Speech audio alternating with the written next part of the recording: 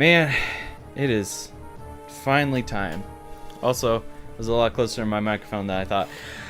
Hello everyone. I am Andrew Dornan, also known as the 12th Kind here on YouTube, and today is some more Let's Play Metroid Fusion. We did it. We got every single item in the game in the previous episode. So we're at 74 power bombs, 250 missiles, and 2,099 energy. Man, this is weird. A peek behind the curtain as we get locked into the navigation room. It is 12:16 p.m. Central Standard Time, July 6, 2018. I just recorded the previous episode. I kind of got a little carried away on the whole pre-recording thing, but I'm gonna save a lot of my comments for after we're done with today's episode. Samus, we're done here. Leave the rest of the Federation. We should be preparing to evacuate the station. Are you joking? Do they know how dangerous the X are? How quickly they reproduce? The Federation has taken an interest in the X and SAX. They believe this life form has endless potential applications. This is ridiculous! The X are heartless abominations. What potential could they have? It is not necessary that you understand such matters. The Federation is coming now. You should just leave quietly. This is madness. They won't stand a chance here. This station will devour them. What could be worth the risk? Capturing the SAX, of course. Are you serious? Do they really think they can succeed? It will certainly be difficult. They don't expect your help. They knew you would try to destroy the SAX. That's why they stopped sending you support data. The plasma beam modification was ready some time ago, but they withheld it to keep you from engaging the SAX. Yet somehow you restored that function on your own. They also tried to withhold the diffusion missile upgrade, but because they didn't want you to grow too powerful. But they had already sent it, and you tracked it down. Bravo, Samus. They must cancel this mission. Open a channel at HQ. I won't let this happen. They are already on their way. Fools. As soon as the Federation ships land, the X will overwhelm them and absorb the knowledge and power of their occupants. The X are just waiting for the hunt to begin, and they'll spread across the universe. Galactic civilization will end. The X hunger for form, knowledge, and power. They mimic these perfectly, but they cannot copy the soul. They're single-minded, instinctively seeking to increase in number. They're a plague, and the Federation underestimates their threat. The X must not leave here. I must destroy them all before the Federation arrives. This station has a self-destruct mechanism. I must use it to destroy the X here and on the planet. I must send them to oblivion. Them, the station, and myself if I have to. Adam? I'm still trapped in here. Come on, buddy. Let's not be a douche about this. Alright, fine. Logging back in. Adam, open the hatch. I have been ordered to confine you until the ships arrive. Don't let them do this. Can't you see what will happen, Adam? Adam? Who is Adam? A friend of mine. And what would this friend advise you to do now? He would know that the only way to end this is to start the self-destruct cycle. He'd know how important it is. Did this Adam care for you? Would he sit in a safe command room and order you to die? He would understand that some must live and some must die. He knew what it meant. He made that sacrifice once. So, he chose life for you, our fair warrior, Samus Aran. Your Adam gave his life so that you might keep yours. For the sake of the universe. How foolish. How dare you? How could you hope to understand, machine? You know that detonating this station in high orbit would not guarantee the complete extinction of the X-parasites, even though the station would be utterly destroyed.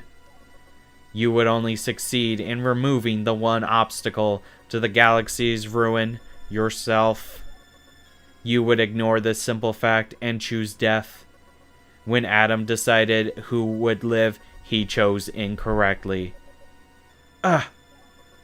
If you were to alter the station's orbit, then you might be able to include the planet in the vaporization field of the self-destruct detonation. What? You would have to start the propulsion sequence now, before the Federation arrives. Samus, this is your last mission. Go to the operations room and adjust the station's orbit path to intercept SR-388. Ah, jeez.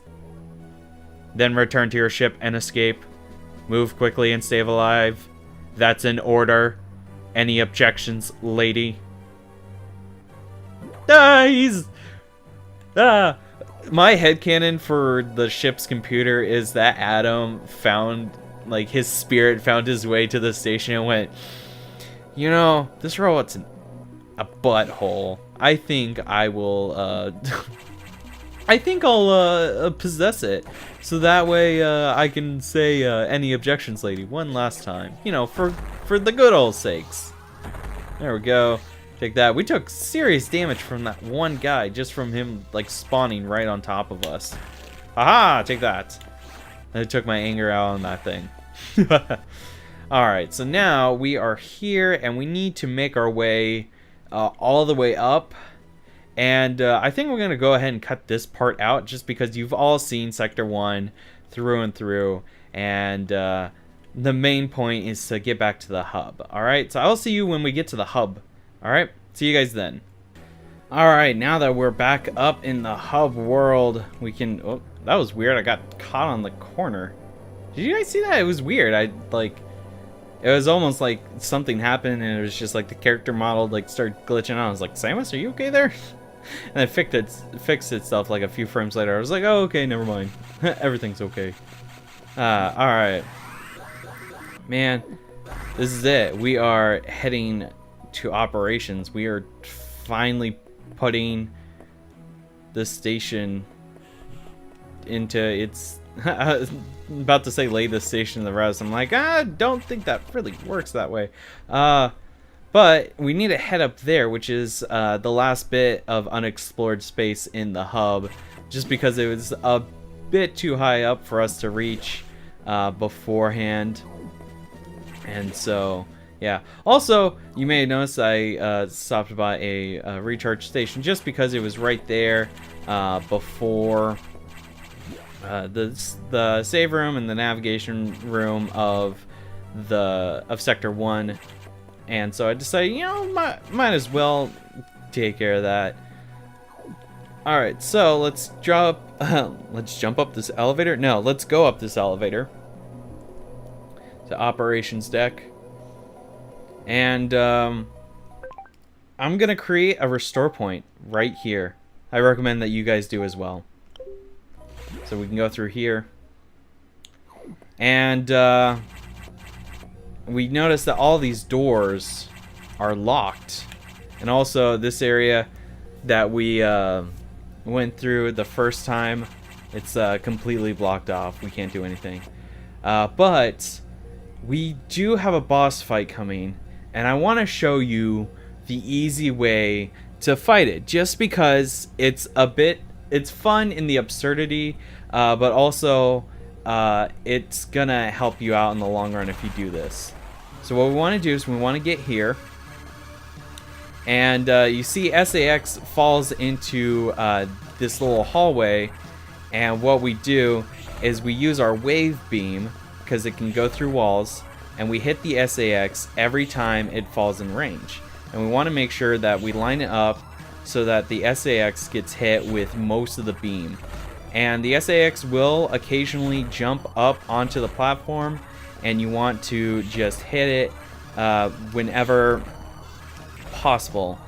because if you don't, then it will start hitting you with its ice beam, and it still does a ton of damage. So you just want to watch out for that. Oh, geez.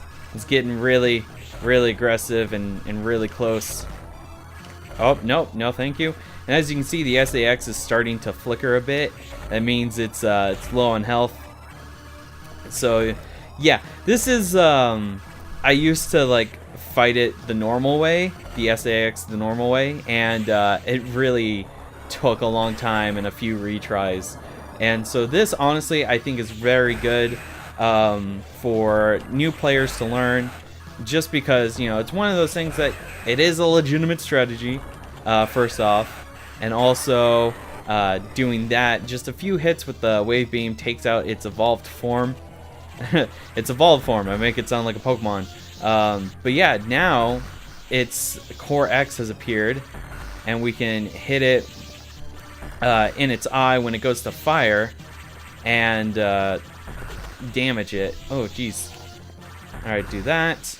And we can try our best to try to absorb it, but it's refusing to let us take it, and it flies off. Which, you know, hey, why you do that? But anyways, so we can do that, and as you can see, we didn't take too much damage from the fight, as is the intended thing. But yeah, it just flies off and we can't get the ice beam, which is really upsetting. But, you know, we are here. You know, we're just here in operations, about to initiate self-destruct. You know, no big deal. Alright. Orbit change implemented, 3 minutes to impact. Alright, let's get going. We want to just book it. Now, yeah, just book it, run, leg it. However, you know, how the many different ways you say run for your life.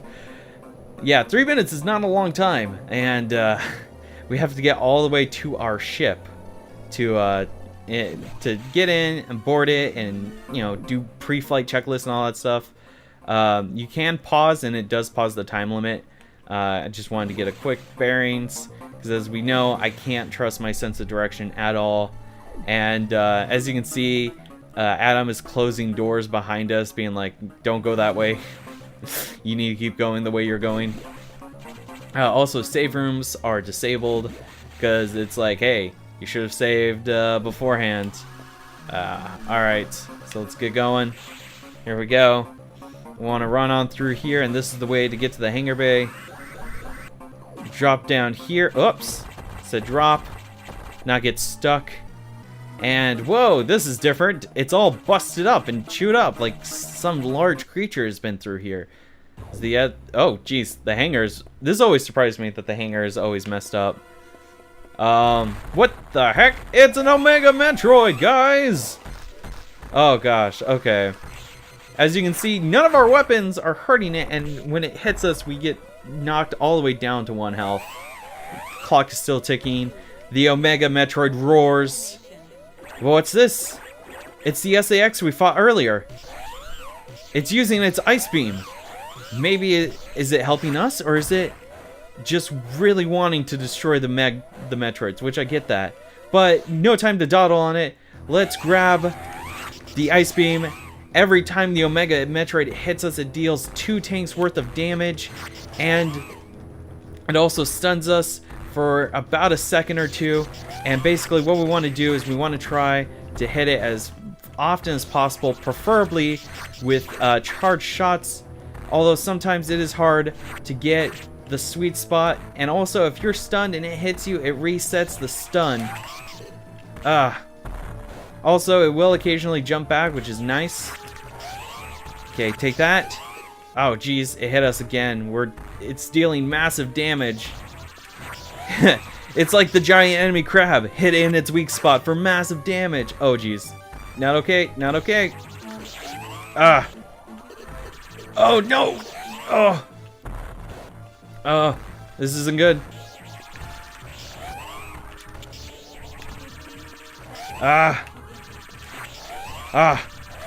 Yes, we did it. We defeated the Omega Metroid. Okay, but like the clock's still going down. Where's our ship? Oh, there's the ship. Come on, come on. Here, I'll even help in destroying the ship. Ah, come on. Get me out of here. Get me out of here. I don't do well with timers and time limits. I just, I don't like. But there's the station. Ooh. Clay with SR-388 and the planet is gone. Oh, man. Ah. That perfect military mind. The wisdom of Adam Malkovich continued to serve even after death. Until today, I had no idea that the minds of leaders and scientists were frequently uploaded to computers. My incredible reunion with Adam may have saved the universe. But how will the beings of the universe view our resolve? I doubt they will understand what we did, the danger we barely averted. They will hold tribunals and investigations. They will hold us responsible. Adam understood this, and he spoke to me in my anger. Do not worry. One of them will understand. One of them must. I've reflected upon his words, and I see the wisdom in them. We are all bound by our experiences. They are the limits of our consciousness. But in the end, the human soul will ever reach for the truth. This is what Adam taught me. Just one detail still bothers me. The ship can only be started manually. Yet, before I faced the Omega Metroid, the ship moved on its own, guided by someone's hands. Is it possible? Adam? Lady, what's troubling you? You wonder how I started the ship? Just think about it. They lent me a hand. I'm so funny. They're just the cutest little things ever. I love them. They're great.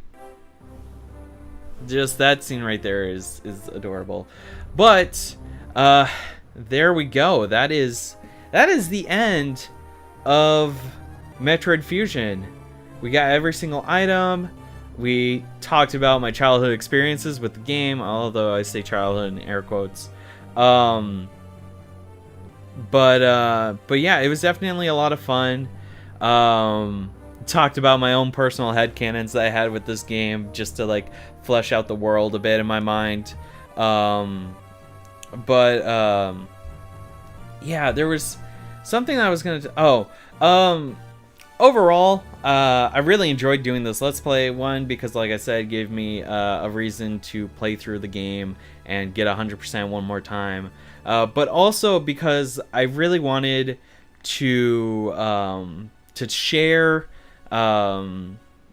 my experiences with the game in the form of a Let's Play, where like things would come up and I'd be like, oh hey, at this point, back when I played it so many years ago, you know, I dealt with it this way, or this thing scared me, or this thing didn't make sense, so I created my own personal headcanon. And you know, things like that. This Let's Play, like this game itself, holds a very special place in my heart. Like doing this Let's Play, I think this Let's Play in general will hold its own special place in my heart. Just because it's one of those games that I absolutely love, and I love sharing it, and I love talking about it with friends. And it's just, I just love it for so many reasons, and there's not enough words I can express how much I love this game, and you know, the memories it gave me, and all that wonderfulness.